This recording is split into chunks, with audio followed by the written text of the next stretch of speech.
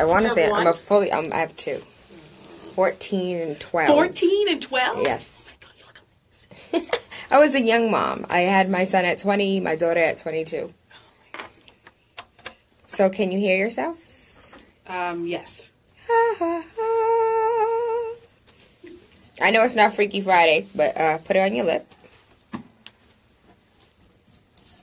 You guys can see. So we are Facebook Living, we are recording, and this will probably, I'll download it and then put it onto YouTube as well. Wonderful. And thank you for having me, love. Good rising, good afternoon, good evening, or good night. My name is Tayla Andrea. You are tuned in to the Wake Up with Tayla Andrea show. Whether, it's a good thing I get to edit this. Good rising, good afternoon, good evening, or good night. You are tuned into the Wake Up with Tayla Andrea show. Regardless of the time of day that we link up, waking up your third eye with unorthodox conversations leading to universal consciousness. Today is the day that the Lord hath made, and today's the day we have the most amazing City Councilor Andrea Campbell in the building. Good rising, good rising. How are you? I'm fantastic. Fantastic. You're awesome. Thank you. Well, first and foremost, I want to thank you for your accessibility. That is a word that is prevalent on your website, accessibility, making sure that you are accessible. Politics in the city of Boston, hashtag Bospoli, is accessible in the city hall, is accessible to your constituents. So I want to thank you for being with us today. And for those who are unfamiliar, let's like rewind it back. Who is Andrea Campbell, Bostonian, student of life, and why politics? So like walk us through it. Andrea Campbell. Oh, not Andrea. I'm sorry, it's the Taylor Andre. Andrea Campbell. So born and raised in Boston. I grew up in, I would say, the Roxbury in the South End area, because literally we lived by Rosie's Place behind 1850 for a long time. We moved around the corner to across the piano factory, and then moved around the corner again on Mass Ave. Went to all BPS schools, including Latin school. I went to 5 BPS schools. Left Latin, went off to Princeton, and then from there I went to UCLA for law school. Then I came back to Roxbury and actually started my legal career right up the street at the Ed Law Project, which is a nonprofit representing students and their parents for free in education cases. So special needs cases, school discipline cases, largely actually against BPS. And then sometimes I would be brought out to METCO if students had issues out there, or other districts if there was some sort of relationship. Went into the private sector for a little bit, where I spent time in both New York and Boston, and then ultimately went to work for Governor Patrick as an attorney. And I tell folks, as much as I love Governor Patrick, I can't give him the credit for running for office. Ultimately, it was my twin brother and the loss, that tremendous loss, that sort of inspired me to run. And what I mean by that is, my twin brother, 29 years old when he passed away, and in January it would actually be 6 years. And he was in the custody of the Department of Correction, which of course oversees all the prisons, in custody for 2 years as a pretrial detainee. He gets arrested for something, doesn't go to trial. He's awaiting trial for 2 years. He has a disease called scleroderma, which is like lupus. Autoimmune disease, no cure. Before he gets arrested, doing very well, gets arrested, his health just deteriorates. 6 months, loses 60 pounds. A year in, his girlfriend calls me and says, I'm visiting him. He does not look good. I go visit him. Doesn't look good. And ultimately, we don't win that battle. And when something as tragic as that happens, you can't stop but sort of pause and reflect and ask, what are you doing with your life? What is your God-given purpose? And that's what it created for me. And ultimately saw a run for political office as a way to not only share my brother's story, which I told him, frankly, on his deathbed that I would, but to ask this question, how do 2 twins born in this city have such different life outcomes? And that's the question that guides me every day. I don't know the answer to the question. It's sort of it's a journey. And so what I'm doing in the work every day is thinking about, what did I have that my brother didn't? And making sure that other people get it, particularly youth, and focusing on schools, focusing on funding for youth development programs, opportunities for our young people, being accessible so that people see that government should play a positive role in their lives, and that we have a role to play in their daily lives, particularly at this local level. And frankly, just bringing a sense of hope and optimism. I have a strong sense of faith. It wasn't always that way, but when you lose your biological mother, my mom died when I was 8 months old, going to visit my father, actually, who was in prison. My father I didn't meet until I was 8 years old because he was incarcerated. He gets out when we're 8, we live with him, and then he suddenly passes away when we're 19. And so when you have all this loss in your life, my faith keeps me sort of optimistic and hopeful about the future. And now I have a little one, and he's 11 weeks old, so I'm just blessed.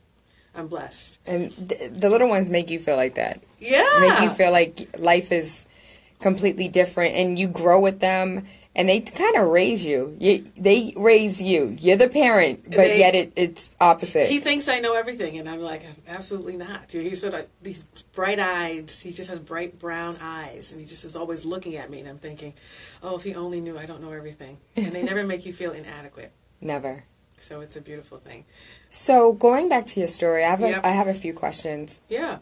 So as an attorney, how did that make you feel? Like as far as your brother's situation and knowing the law but not being able to, and it's really the Khalif Broda story in a sense of being incarcerated pre-trial and not having your freedom. Yep. I tell people every day, I always say he was a pre-trial detainee. Because usually you hear that in the context of like Guantanamo Bay. And I'm like, right here in the Commonwealth, there are people who are waiting trial, who have not been convicted of anything, and who are obviously innocent until proven guilty, and who have serious medical conditions where doctors are saying this person can't be held in a prison, which in my twin brother's case, that was the case. They were like, Andre has a serious disease. If he's in this setting, if he's in cold temperatures, it is not good for his health, and frankly, he can die. And to navigate the courts and the DA's office was challenging. Even as a lawyer, as someone who had a network of folks, it was still challenging. So what it made me think about was all those folks who don't have that network, who don't understand legalese, who don't speak English, for example. There were moments when Andre would be in the hospital because something went wrong at the institution. They rush him to the hospital. He'd be at BMC, for example, and there'd be 2 armed guards in the room. He'd be in a coma-like state, 2 armed guards 24/7. And can you imagine what that feels like? And if you don't communicate well, if you don't have someone sort of to help you navigate the process, it can be overwhelming. And so I had folks who I could call and say, this is ridiculous that we have 2 armed guards in the room. He's not going anywhere. Or that I can't visit him anymore because he's been moved from the ICU to a regular room. Okay, he's still in critical condition. Why does that matter? I could call folks who say, I know you want to bring a Bible to him or letters or certain things. That's okay. And I would say this shouldn't be an exception. This should be the norm for every family member. So it was challenging for me, but I was always optimistic because I always saw that other people had it worse than me in accessing their loved ones.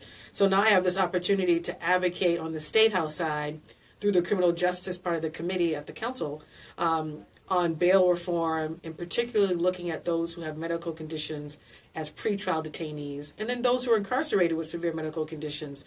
Yes, they've been convicted, but where's our humanity in all of this? Absolutely. That's definitely an emotional turn that I did not think we were going to take. And how do you wake up every day and say, I'm willing to take on this elephant that seems indefeatable? Yeah, we'd be crying on the radio. No, it's because it's funny that we're having this. I think everything happens when it should. So obviously we've been trying to schedule this, and we got this to happen today. And I don't think that's by accident. Yesterday was a tough day in the sense that we were having a lot of conversations with my team. You know, my chief of staff and majority of my team live in the district, and frankly, have never worked in government, so they have creative ideas and different thoughts. But sometimes it's challenging because we want to try some of these new ideas. We want to make these thoughts turn into actual solutions, right, for residents.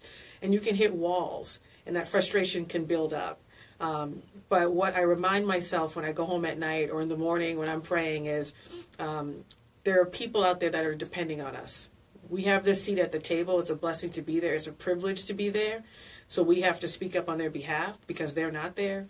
And that's what should continue to inspire us to keep going. People need us to be there Frankly, I'm happy with the additional women that are joining the council because Yes. we need more people at the table. Yes. Sometimes it can be lonely. I can only imagine what it was like for Councilor Presley when she was sort of the only woman, and I can't speak for her, but that can be challenging if you're talking about certain issues or certain communities. And nobody else understands you at the table, and they're looking at you like, Yeah. that sounds foreign. Maybe you don't know what you're talking about. Right. So it's important to have not just more women, but people with different stories and different backgrounds and different life experiences. I'm blessed to have a chief of staff who's a Latina, and I'm learning new things every single day. So we were just talking about the Globe story today in bilingual education in the classroom and what her experience was like for her to be the success story that she is and what kids are not getting in the classroom and the holdup in the State House or, what can we do on the city side to improve outcomes for those who are not, where English isn't their first language.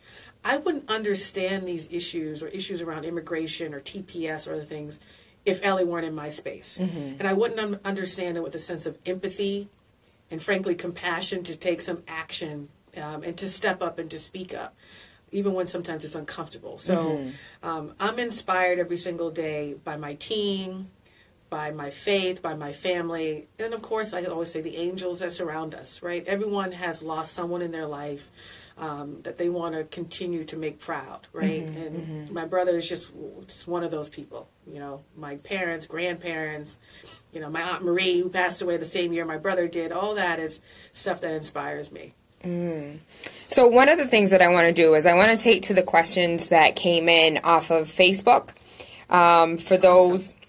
TaylaAndre for anything, everything social media, Tayla Andre related. Bryce Andrade says that you keep representing and he appreciates you representing as a city councilor at large, meaning you are consistently on top and continue. How do you do that? How do you, and I guess we kind of answered that question already on how you do it, and it's really your faith in making sure that you make proud those that may no longer be here.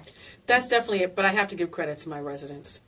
District 4 is the best district in the city of Boston.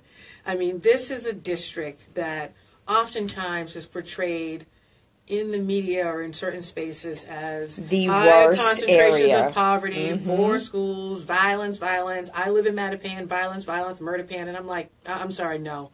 My street is awesome. My neighborhood is awesome. My neighbors care about me. They care about my kid. If I literally got stuck, I could literally walk next door and be like, Valerie, can you take Alexander for a little bit? That's how connected we are. And we continue to grow in that. We have the most civic associations than any other district. My team goes to between, 40 and 45 civics every month. We have new civic associations forming where residents are like, we want to come together to make a difference. Some of the newest civics got new grants that are coming out of the city because they came together as a community. These are the things that aren't covered, right? Or the students that are graduating and going off to college, or the students I meet at the Boys and Girls Club who are like, yeah, I'm going down to Spelman, or I'm going off to whatever college on the West Coast. These are the things that I try to portray because we can't do this work if we don't get our residents to show up. Frankly, we need more of our residents to show up. Say it again. That turnout was terrible. It was terrible. There were 70,000 people that live in District 4. This was largely Mattapan and Dorchester. And Dorchester literally starting from like Lower Mills going up to Fields Corner or Blue Hill Ave, Mattapan Square going all the way through Grove Hall. Those are Dorchester, District 4 neighborhoods. Can you imagine if 10,000 of the 70,000 people showed up to City Hall to demand certain things for our community? What that would look like? And if we had these sort of shared goals and what those are? Right now, we had a little over 8,000 people come out in the last election. We have over 40,000 people that are eligible to vote in District 4. So people are always like, "Oh, we should register more people." I said, "No, we have enough registered voters. We don't need another voters. We don't need to just keep registering folks. We need to turn out folks, and we need to remind them why government is important." The silver lining with Trump is people are now recognizing, for example, like, wow, government plays a role. My family can be ripped apart in 30 seconds because of policies that people pass down in Washington. So people are calling us and wanting to show up more, wanting to come out to civic associations, which is great. But we have to be more intentional about continuing those relationships.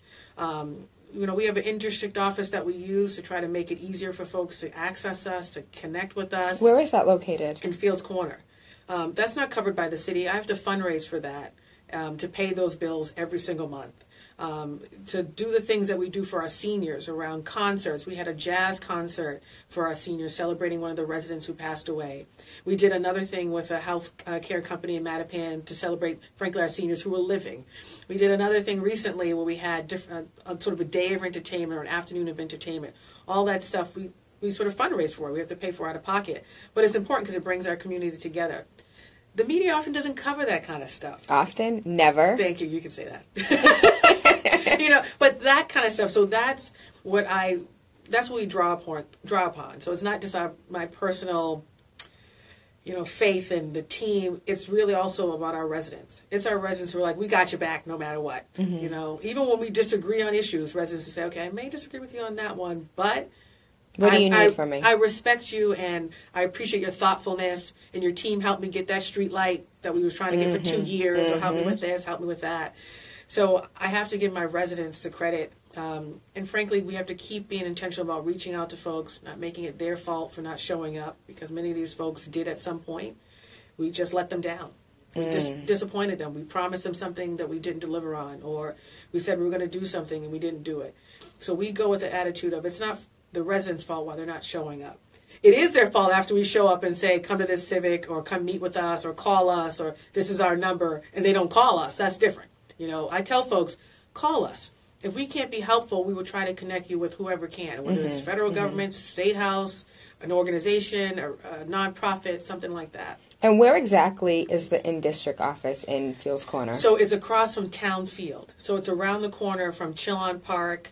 I like to think right up the street from the Red Line station. Mm-hmm. So we chose a spot that was T-accessible, but also if you look at the map of District 4, somewhat central. So it connects whether it's Lower Mills, Fields Corner, Codman Square. I have a little bit of Rosendale and Jamaica Plain in the district as well.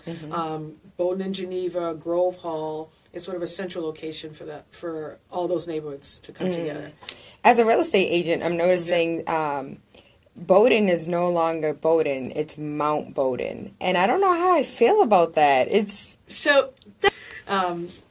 Yeah, it's interesting. I feel like every neighborhood changes. I mean, even when growing up, I always thought we were living in Roxbury, and then people were like, no, this is the South End. And I'm like, oh, when did it become the South End? They're like when you moved around the corner. I'm thinking, oh, okay. So, sometimes change could be a good thing. It could, sometimes. Another question from Facebook, and then we'll get into, I have a bunch of questions as well myself, but your constituents matter more than me, so we'll focus on them. Michelle Effendi is actually a Randolph resident, but she reached out to you and said that thank you for your leadership, and when she reached out to your office, you were able to assist her even though she was not a resident. And typically, that's the first question you ask when you call into City Hall or even the State House. They're like, but are you really covered by me? Where do you live? Yeah. No, really, where do you live? What number? What's your street? What's your zip code? Yeah, and that's real. We just don't, that's not our policy. We want to be helpful. If you're reaching out to us, that's a good thing. That increases the number of people engaging with us, and that's powerful. First of all, I need to come on every morning because thank you. Those were beautiful comments. Oh, well, we still have a bunch. Avina asked, where are the jobs that the mayor keeps talking about? I don't know if this really pertains to you, but where are the jobs that the mayor keeps talking about? People are getting into Feeney Brother jobs, but what happened to the police camera thing? I have so many questions about job training and what's really going on as far as jobs are concerned in the city of Boston. And what can you do as city councilor to assist? So I think part of that question is for the mayor. I mean, if he's promising jobs from whether a GE coming or some other company coming or other opportunities, people want to hold him accountable and make sure that he's delivering on those. Where we focus on jobs is there are a ton of job opportunities that come through sort of email, listservs that we get. And what we do is we forward them out to our civic association, to our residents, to our sort of listserv. and they're constantly coming, so we're constantly sending them as getting people to apply. I also have folks who call me directly who say, I'm applying to this department for a job. Can I talk to you about it? And I say, absolutely. Residents are usually like, you called me back. Well, yes, you live in the district, you apply to the city of Boston, and if I can be helpful in terms of helping you navigate how you apply, or getting connected to the diversity officer for the city and making sure that he knows who you are so that you have a meaningful opportunity to really get an opportunity with the city of Boston, I'm going to do that. So we do Y'all heard that. We do that individual advocacy, and you know, some of my constituents have been very successful in landing a position at the city, and not because of me, because they're qualified, right? And they deserve the opportunity. Some of the other things we focus on, and this is not just me, but other counselors, particularly Councilor Wu, Councilor Presley, is sort of diversity and how are we truly meeting those metrics in our various departments. Because I chair public safety, I'm constantly having conversations about how we increase diversity in the ranks of police, fire, frankly, even EMTs. And one of the things we're continuing to talk about is this cadet program. We had the cadet program for the Boston Police, and that's already demonstrated that that is one tool, not every tool, but one tool that can help increase diversity. I'm now exploring it for the fire department. And that's going to be an interesting conversation to navigate. I'm also meeting with veterans, some of whom live in my district, to say, what am I missing? And some folks saying, I don't think we're doing a great job getting veterans of color. And these are from actual veterans who say we can do more. And at the same time, though, how can we still use a possibility of creating a cadet program for the fire department to increase diversity? Because the challenge is we have civil service, which is obviously on the state side, people applying for jobs who don't necessarily get picked because we have 100% veteran preference. So how do we balance that? We want to make sure that people who are coming back, frankly, from a war zone get a job. But at the same time, if you're born and raised in Boston and you've worked really hard and you've dreamt of being a police officer or a firefighter, you should also be able to have that opportunity. You shouldn't have to always enlist to get that opportunity. And we have people in the city that have scored 98s and 97s and never received a phone call, and take the test every year and still, or whenever there's an opening, still never get even a piece of mail back to them. And I always thought, like, personally, my daddy's a veteran, my uncle's a veteran, like my whole family, my godmother's a veteran. I have veterans on my mother's side and my father's side. So I never want to be that one to say, oh, you know, take away from vets. Never. But at 100%, like, what if we scale that down to 80? Like, or, you know, I think it's also looking at best practices. If there's a point system, and I don't know. I mean, there's a veteran in particular who's an advocate for other veterans. And when I started the conversation and filed the hearing order with Councilor Linehan at the time to explore the possibility of creating a cadet program for the fire department, he was sort of in the news saying, we don't know if we want to do this. We actually got to know each other. We were talking about other processes that might be happening that might be weeding out, frankly, some veterans of color. And we have to, how do we fix those processes so they're not weeded out? So if they're applying and they take the exam, they are getting in. There's some barriers there. So we've been talking offline, and we're going to continue this conversation because there's much to be learned from veterans about what we can do. But we have to make sure, veterans, because we have so many people making decisions for them. And he has great ideas, and I think we have to make sure they're at the table. And one thing I attempt to do is, if we're talking about an issue where there's most controversial or issues around race or diversity, there's always different perspectives. I do my best to make sure that all these perspectives are around the table, and not at the end, at the beginning. So even when we had the hearing on the police cadet program, we were talking about diversity in general. This veteran came with other veterans from an organization, and he's like, I'm going to speak. And I said, no, you need to be on a panel. You know, so we're going to set up a panel. You have a presentation, bring your stuff down, and let's have a conversation and dialogue. And I learned so much from him about what we can do better. And other things that I'm still learning about. And so I think it's, how do we then come to a place where we're making recommendations, for example, not just about a cadet program, but other solutions as well. And one of the things that's really crucial is a lot of this also connects to the State House. I think there's a lot of misconceptions about what the council has a power to do, even what the mayor has a power to do. To create, for example, a cadet program for the fire department is very different than the police department. The police department, Commissioner Evans, had the authority in law to do it. Commissioner Finn doesn't. So we've been having conversations about how would this even work? What kind of legislation would we have to file? It would have to go through the State House. So I tell folks, you're advocating down at City Hall. That's great. You need to get up at the State House. Yeah. Because it moves a little slower up there. The Boston delegation is usually on board, but we know the State House covers all 351 municipalities in this state. So how do you navigate that world to make sure that what we send up there actually makes it to the governor's desk and gets signed? Usually we send a ton of stuff up there that just dies because there's no advocacy. The advocacy doesn't continue up there. And I think we can do a better job, whether it's my office, city government, in sort of instructing residents on what the process is to truly get something done. And that's us figuring out, okay, what 3 things that we want to work on or 2 things as a community, right? There's so much. It's like, okay, let's take a few things and get those things done. Well, I think that is a great segue into my next question, which is education. And my grandmother always tells me about when she was in school. You know, when I was in school, we had learned all the counties. We had to know all the counties and all the zip codes. I'm like, what did that do for you? But they also had civics, and that is something that is completely missing. You know, children aren't even learning civics in history class or in American history. Like, it just, I'm like, what are you actually teaching? I had civics as a class with Mr. Myers. She remembers. A black male teacher. I love him. And it's so funny because I want to say a year ago, I ran into him again at some event.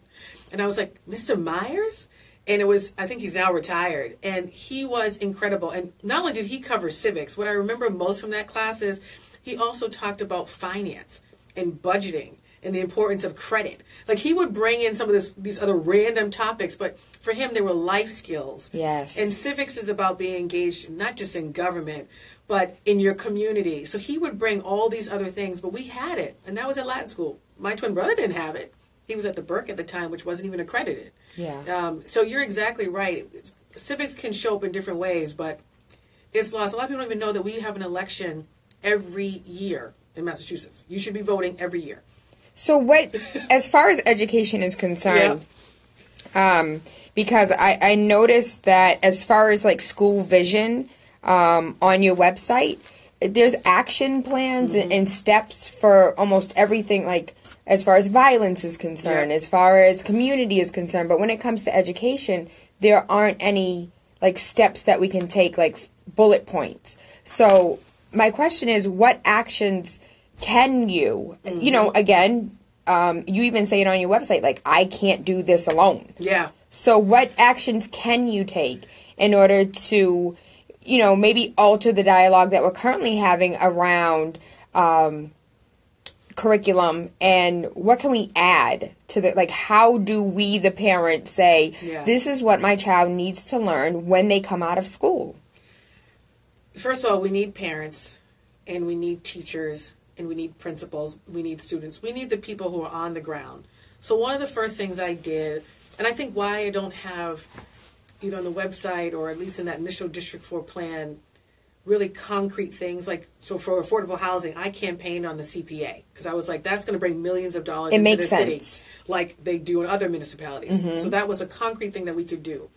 Education, I felt like I needed to know more, learn more, and have more conversations, and get out of the space of charter schools versus public schools. I was like, I'm all sorry. Means all. When I was door knocking, I had students who were in charter schools, parochial schools. I had parents who had kids in all different systems.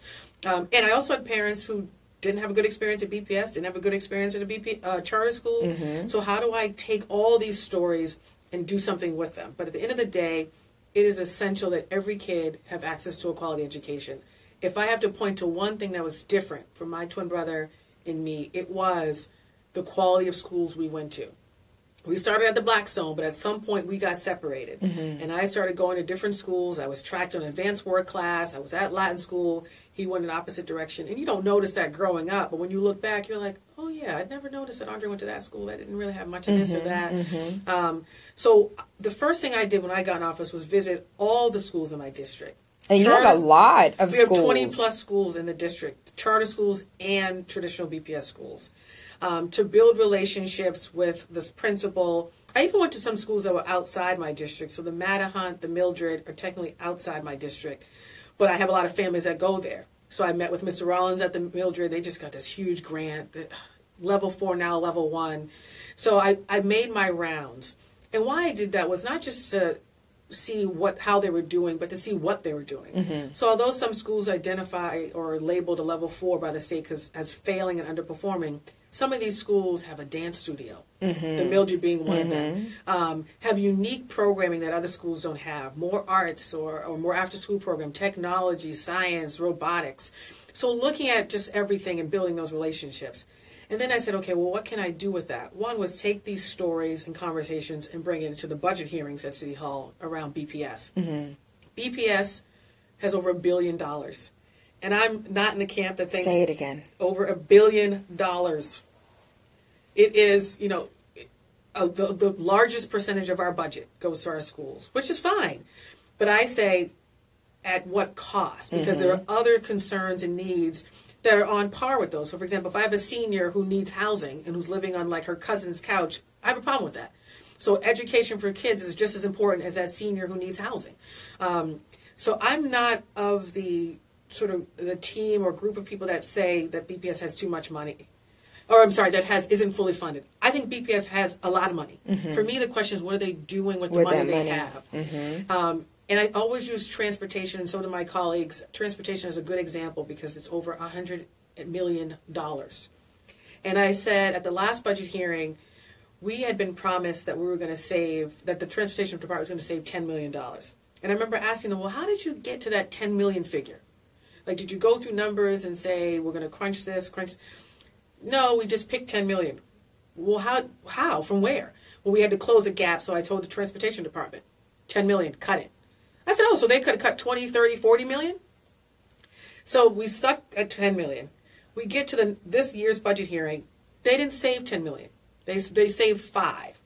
And it wasn't... And they put a lot of children in danger. And it wasn't completely 5 million because the overall cost of transportation went up. So I said at the hearing, I said, okay, let's take this back. To have a safe, reliable system of transportation that comes on time, that our parents are happy with, that our students are happy with, that doesn't make the globe, and that we don't keep getting calls from our parents that are just frustrated. My kid was left, or my kid wasn't picked up for the 5th time. We get these complaints. What would it cost for that system? And the director said, well, I think we have that now. We could maybe be more efficient. And this was during the budget hearing, and I said, okay, if we have that now, and I think some of my parents would disagree, but if we have that now, you're telling me it will always cost us over $100 million? And I said, then I have a problem with that, because I want to know who at BPS and the transportation department is sitting down around a table with parents, students, whomever, to say this. What if we paid parents to bring their own kids to school? What if we hired Miss Johnson, for example, who lives in the neighborhood, as retiree? We ran a background check on her. We made sure she had a valid driver's license. We paid her to carpool the kids in that neighborhood. And we gave her an app and the parents an app so they could say Johnny was picked up at 7 o'clock and dropped off at school at 7:35.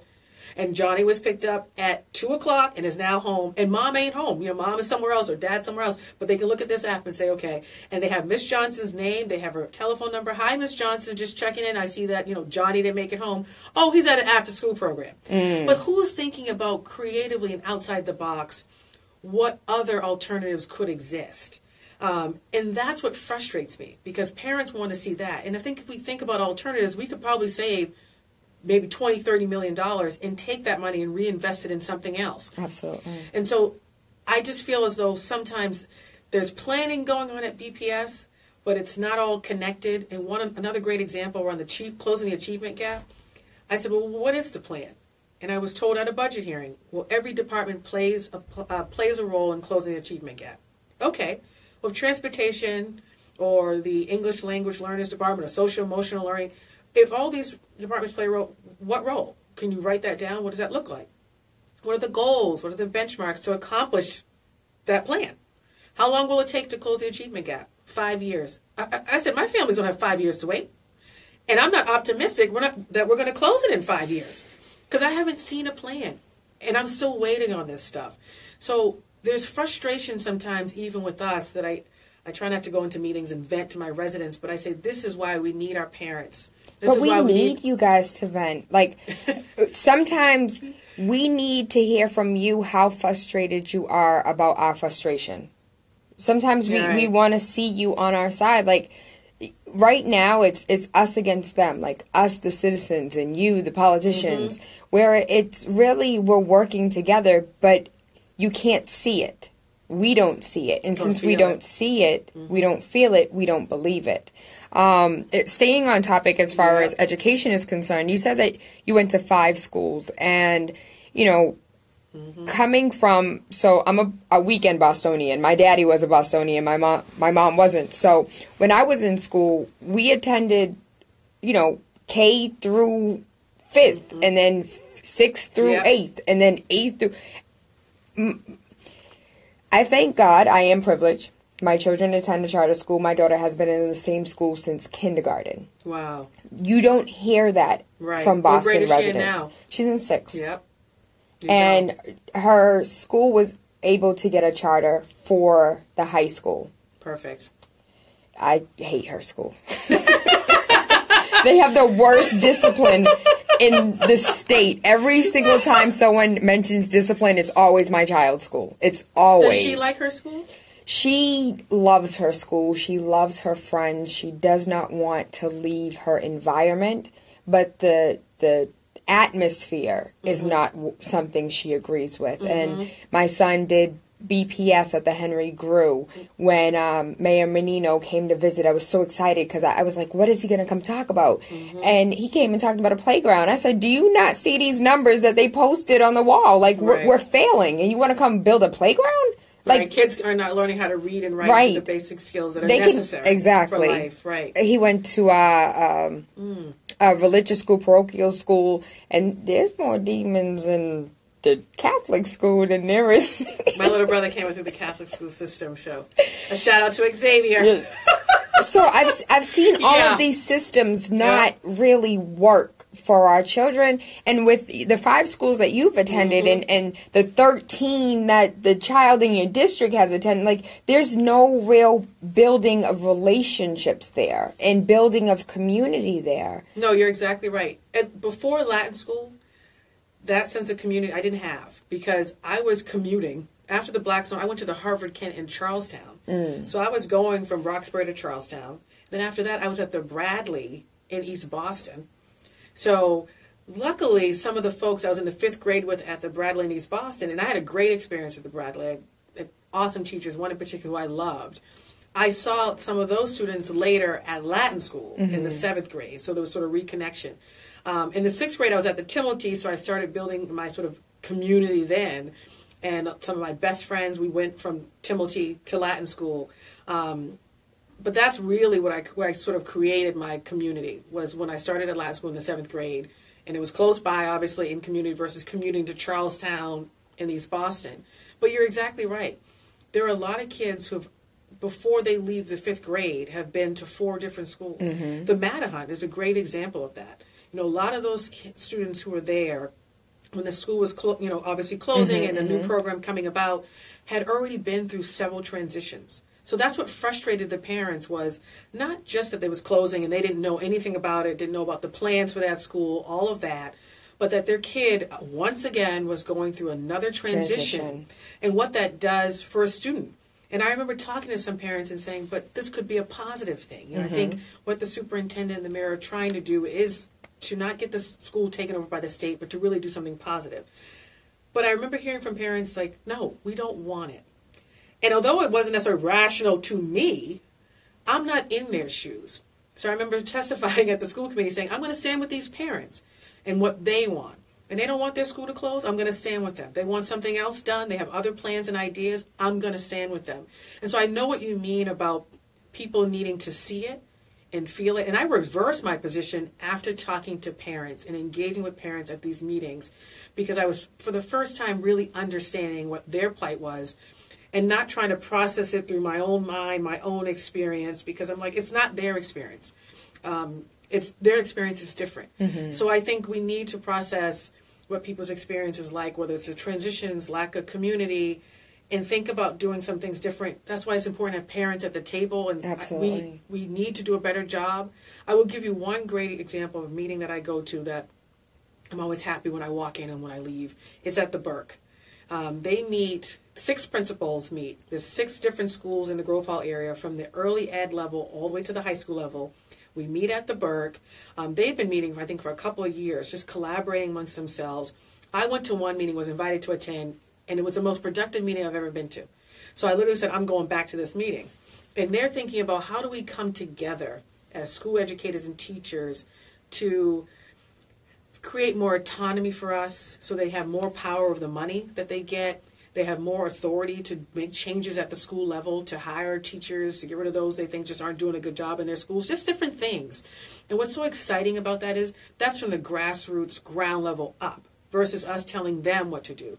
They're taking their cues from their parents, their students, their teachers, and that's a different way of thinking about policy and thinking about what school policy should be in the future. And it's crazy that... And it's awesome. No, it's crazy that they're taking a different approach. Like, that should be the approach. Period. From the bottom up, not from your high horse speaking down to me. I do know that we are, strapped for time. I'll be back. You promise? I promise. This was I promise. And you're great. Thank you. Thank Your energy is like, good morning. I'm like, you have the voice, everything. I'm like, this is great. This is so great. One of the things that another constituent mentioned, so I haven't even, we might need like a part 2 and a part 3, because I haven't even hit my questions yet. Okay. A constituent wanted to know, like, as far as entertainment was concerned, there's not too many restaurants in your district. There's not too many liquor licenses in your district. So what efforts are being done around that and bringing more of that diversity to the district? And frankly, we always say economic development generally, right? But first of all, I have to give Councilor Presley credit, at least when it comes to liquor licenses. I remember when she was working on that initial legislation to get liquor licenses for certain neighborhoods, and to sort of make sure that certain neighborhoods had access to those liquor licenses. I was working with Governor Patrick, and I was doing legislation at the time for him. So I remember reviewing that legislation that she had sent over from City Hall, and I sort of was excited about it. What's sad is we still don't have anything in Mattapan, so no one from Mattapan has applied. And what frustrated me was we sort of knew that this was coming down the pipeline, that these licenses were coming. But at the same time, what are we doing with businesses or folks who are interested in starting a business in terms of getting them actual capital, helping them if it's working with a business plan, or if it's an existing mom and pop shop. We do a lot of our catering from local places. That senior concert we just did was from Taste of Eden. How can we take a business that already exists and sort of expand them, help them expand? And if they're not interested in that, how do we find an organization that is? So these are conversations that are slowly happening, but I will tell you, it is a point of frustration. Mattapan Square is technically outside of my district. It's technically with Councilor McCarthy in District 5. But I do have Codman Square. And I look at Codman Square. There's some great businesses there, but we can do so much better. And that is one area where residents have been for years talking about, when is this going to be a thriving, diverse business district? Almost like Lower Mills. Lower Mills didn't always look like that. But now you have a local bank. You have a local dry cleaner. You got a nail shop. You got 3 or 4 restaurants, some relatively new. You have a coffee shop. You have the Dunkin' Donuts. You have a pet supply and pet store. Every business you can imagine. You have Bread, the burger shop, started by a black man from Mattapan, owned by someone from the community, the local bank from a local person, Sweet Life by a local person. It's exciting to see. And so we know what to do. It's just having that will to do it. To Councilor Asabi George's credit, she held a hearing actually to talk about business development, small businesses as a small business owner. And Chief Barrows came and talked about some of the things they're working on that were very exciting to support businesses, particularly in Mattapan and other areas. But I had larger questions about what's the vision, the overall vision for a Codman Square and Mattapan Square. And he was honest in saying this is something they're working on. And they're looking at, they had someone from who helped develop Fenway area come to the hearing and talk about how long that took and what is necessary. So they're working on it, but one of my frustrations is I want it to happen a lot faster. So there's work to be done. You must be a tourist, because we don't have no time to wait. We want it today. I don't like wasting time. It's just... when is your birthday? 6/11. So you're a Gemini. Yes. A twin, in and out. And 11 is my number. My husband's 11/11, so 11 is sort of our number. Aww. And he listens to you. He goes into work at the crack of dawn. Well, he literally leaves the house at like 6 in the morning. Oh, shout out, Mr. Campbell. He's shyer, but that's another story. Yes. Shout out to Matthew. Thank you, Matthew. I appreciate you. He really does. He's like, I'm listening to her. So this is a personal question, and I think this question really, started this conversation with this interview and this was during your maternity leave when there was a young officer who made decisions that maybe he could have thought thoroughly. And the video that he made behind B2 about black people meeting their match this summer. And he really got a slap on the wrist, in my opinion. And in many of the constituents' opinion, it was a slap on the wrist. He really didn't have... He had to go back for training that he just got 4 years prior. You can't alter somebody's ideology, but... From what I understand, he is currently in the community and attending events. Yeah. Putting himself in uncomfortable spaces. Good, maybe we should always do that. Always.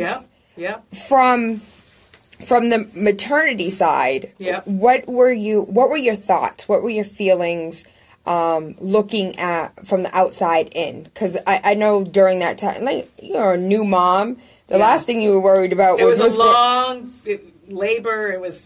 We went in with a plan, and that plan went out the window. So they were like, "Yeah, we're not giving." Baby birth said, "I'll do what I want." But they're like, "We're not giving birth that way." I'm like, "Oh, okay." He was 9 pounds 3 ounces. Oh, so wow. Yes. So I have something. I'm glad you brought this up because I have one regret and frankly apology, which is when you reached out to us about it, I was so MIA that. I think my team was like, she's MIA, she's not returning calls on this, and I regret that because as chair of not just as chair of public safety, but because it was something that was important, not just to you, but to a certain population in the city. Maybe not important to all my constituents because I was still going to some meetings and the team was, and no one was really talking about it, frankly. A few people were, and they were like, well, and maybe some former officers or people in public safety were like, well, it was stupid. I don't think he should be fired, but I do think he needs to apologize. I do think he needs to be held accountable. And what that looks like in terms of discipline, I don't know, but something has to be done. But I regretted not calling you back or at least having a conversation about it. So I wanted you to know that. Thank you. And I wanted you to know that in particular because there are other instances around certain issues that I regret not calling sort of people back on. And part of it was because we set our priorities, and sometimes you have such a narrow focus in sort of trying to get those things done that when you sort of step outside of those priorities, you can feel so overwhelmed. So if we're trying to tackle diversity issues at BPD or building or body cameras and making sure that people know that there's a pilot program happening in the city and getting folks to pay attention, or talking about the Civilian Review Board possibility. And I'm still tackling that. I'm going to tackle that in a new term. We're still going to have I filed a hearing order, and we're trying to make a hearing happen for the end of the year. But if it doesn't, we got 3 new counselors, so we have to continue that conversation. So when you're trying to tackle all those issues and these great ideas that come from community, you often can sort of push out other questions. And that's unfair because it's still stuff that's happening. So I'm learning too.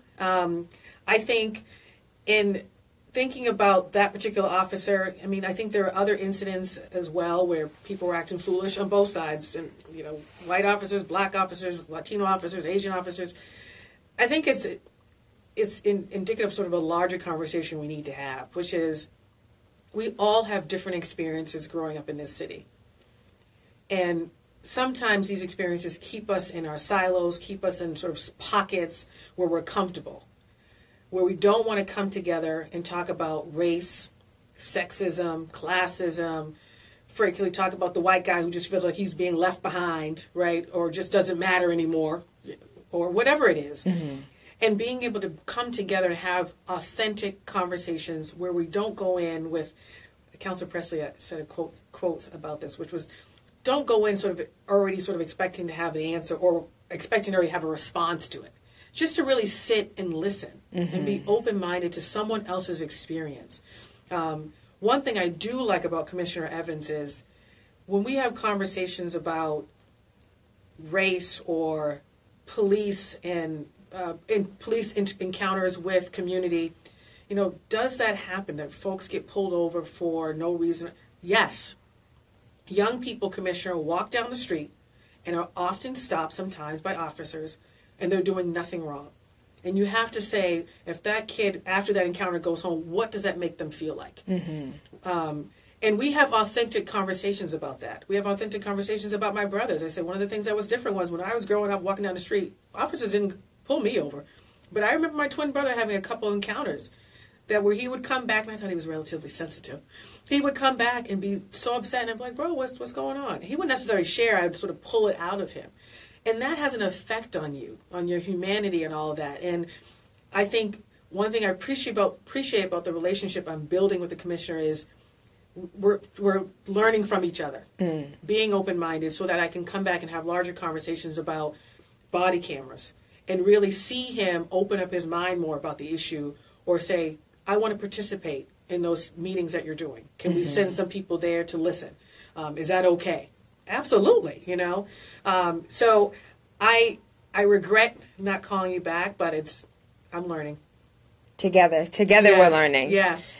Miss Andrea, not Andrea. Andrea. Oh, Lord. I always say Andrea and Andrea, and in school I had a good friend, it was Andrea, and then me, Andrea. And all in one classroom at Latin school. And your teacher called you guys all three names like my Nana, huh? Yeah, she was like, Andrea, you know your name. Exactly. There were some people that were like, Andrea, they called me all kinds, and I said, okay, just, yes, Miss Brooks, what's going on? I know my name. Yep. I'll be back. Thank you. What do you want to leave the listeners with? One, don't give up hope, everyone is on this planet with unique gifts. And if we actually were to pull out those gifts and contribute in whatever way, this city would be so amazing. And so my job and the team, we see ourselves as helping residents realize those gifts, bringing a sense of optimism and hope to our community, a sense of empathy and compassion, but at the same time looking to get things done. And we're learning how to be, what does accessible look like, right? We may think it means one thing, but truly accessible. So residents, don't give up hope. Use us. We want to learn from you. We want to hear from you. We accept constructive criticism. Just don't yell at my team. They work really hard. They don't get paid a lot of money. But just, a sense of hope. And Thanksgiving is around the corner. Have a wonderful Thanksgiving. And we all have something to be grateful for. Let's stay in that space. And then let's just get back to work. And in the new year in particular, we have 3 new members joining the council. Obviously, 6 women of color. That's really powerful. Let's celebrate that. Let's not leave the guys out because they have a role to play too. But just don't give up hope. There's work to be done, and we only get it done when we work together. And how do we contact you? So the best way is 617-635-3131. My email, andrea.campbell@boston.gov. I don't have an automatic reply. I check my email. I'm a lawyer by nature, so I do reply.